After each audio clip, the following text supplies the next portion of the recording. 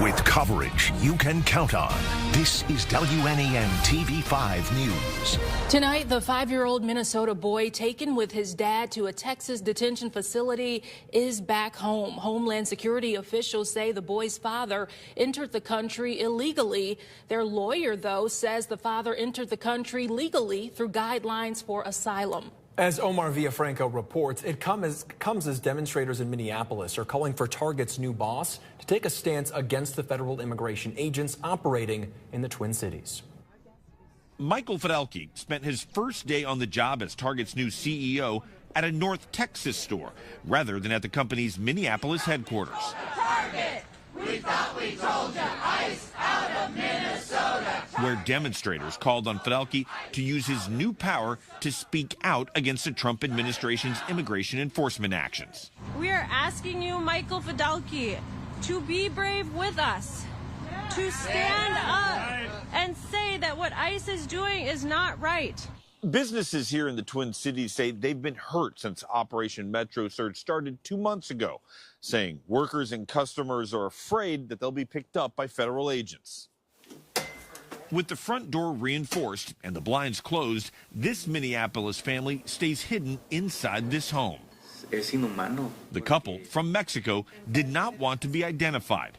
They've been going through the visa application process for 3 years and say having work permits won't stop them from being detained.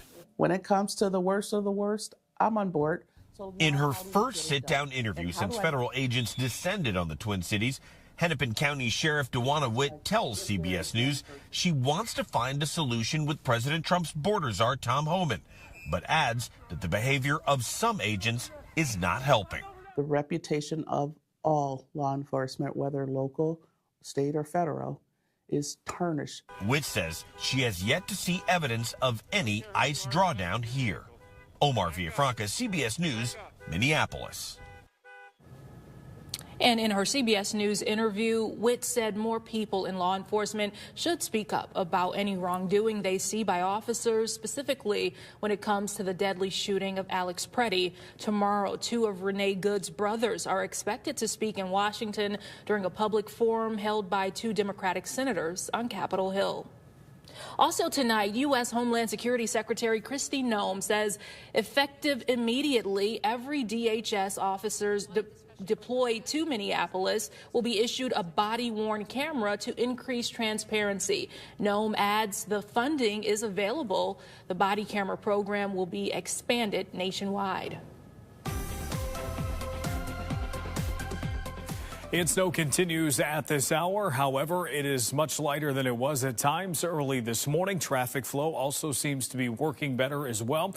And we expect as we go through the next several hours that a lot of this snow will taper off and we will be setting ourselves up for a drier Tuesday.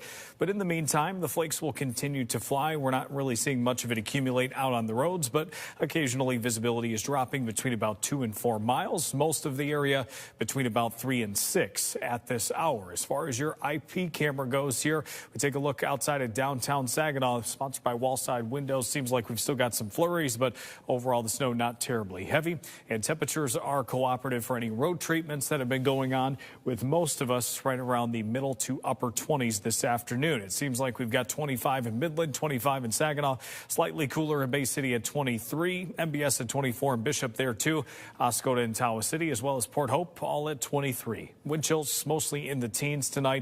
So wherever you're headed, it will feel a little bit better than last week, but still pretty chilly. And winds roughly about 5 to 10 miles per hour in most cases. Westerly right now, will be northwesterly later tonight. The next 12 hours, I think a lot of our wind chills will be in the teens, but an occasional drop into the single digits tomorrow morning is certainly possible. We'll take a look at the rest of this week coming up in a bit. Across Michigan, Enbridge's Line 5 replacement project under the Straits of Mackinac continues to face legal challenges in court. The nonprofit Flow Water Advocates is challenging the project's impact to the environment in the Michigan Supreme Court. The Michigan Public Service Commission approved the permit for the tunnel project in December of 2023. Flow is arguing the commission must withhold authorization for the tunnel project until the state's Environment Department determines the tunnel will not impair the public's rights to the Great Lakes and the land beneath them. But Enbridge argues preventing the replacement project would actually jeopardize the safety of the Great Lakes, adding it would be the worst possible outcome for the Great Lakes ecosystem. Oral arguments start in March.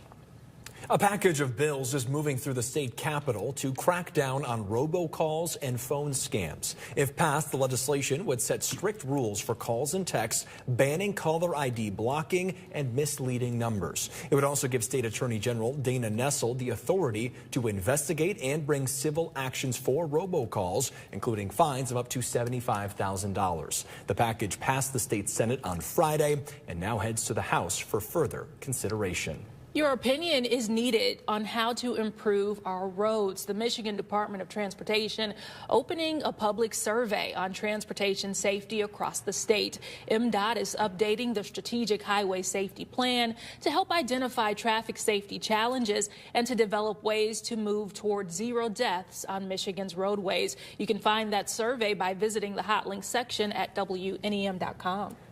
Have you received a pay raise recently? After the break, why experts say that increase may actually be a pay cut. Plus, ESPN has finalized its deal to buy the NFL Network, NFL Fantasy, and the rights to Red Zone. How the agreement could change the way you watch football next season. And authorities in Arizona calling the home of Today Show anchor Savannah Guthrie's mom a crime scene, the latest in the investigation after she was reported missing over the weekend.